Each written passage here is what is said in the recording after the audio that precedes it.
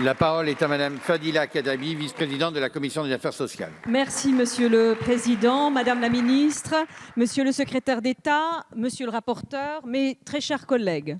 Le texte que nous examinons aujourd'hui en deuxième lecture n'a rien d'anodin et nous en avons toutes et tous conscience. En effet, le décès d'un enfant représente une épreuve douloureuse et insurmontable. Face à ce constat, il était de notre devoir, en tant que parlementaires, de légiférer pour renforcer au maximum les droits des parents endeuillés.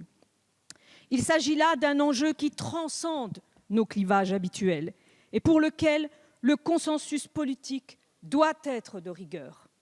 C'est la raison pour laquelle je tenais à saluer le travail parlementaire mené à la fois par les députés que nous sommes, mais aussi par l'ensemble des sénateurs. Un travail collaboratif qui a permis d'élaborer une version de texte plus aboutie que nous sommes donc appelés à étudier cet après-midi.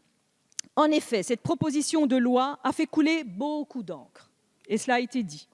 Le rejet de la version initiale en première lecture a suscité de nombreuses interrogations et parfois même de l'indignation. Je suis la première à le comprendre.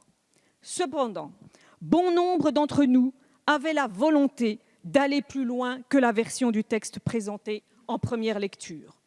Aussi, je tiens à souligner l'implication de mes collègues, en particulier les commissaires aux affaires sociales, qui ont participé activement à la concertation qui a été lancée avec les partenaires sociaux, mais aussi et surtout avec les associations représentant les familles. Une démarche de co-construction qui nous a permis à toutes et tous de prendre de la hauteur et ainsi de formuler des propositions fortes et essentielles pour tous les parents confrontés à cette épreuve qu'est la perte d'un enfant. En effet, perdre un enfant représente un drame universel qui implique donc des droits et un accompagnement universel, et ce, quel que soit son statut ou sa situation professionnelle. Nous, législateurs, avons effectivement un devoir moral qui nous pousse à agir dans ce sens. Je ne ferai pas ici la liste exhaustive et détaillée des mesures contenues dans cette nouvelle version du texte, mais j'aimerais en souligner les avancées majeures et saluer encore une fois le comportement exemplaire de mes collègues aux affaires sociales qui ont adopté à l'unanimité cette nouvelle version. Cette version acte de nouveaux droits, à commencer par la création d'un congé deuil d'une durée de 15 jours en cas de perte d'un enfant de moins de 25 ans.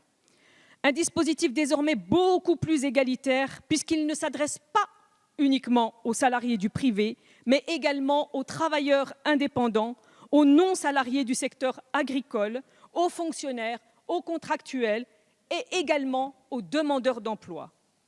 En parallèle, les dispositifs de solidarité sont renforcés avec l'extension du mécanisme de don de jours de repos entre salariés, ou encore le maintien des prestations familiales, cela a été dit, pendant une certaine durée après le décès de l'enfant.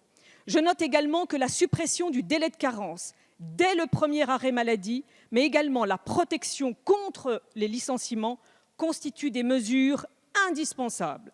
Enfin, la création d'une allocation forfaitaire pour couvrir les frais d'obsèques, conjuguée à un accompagnement psychologique qui s'adresse aux parents, mais également à l'entourage proche, me paraissent représenter un véritable progrès.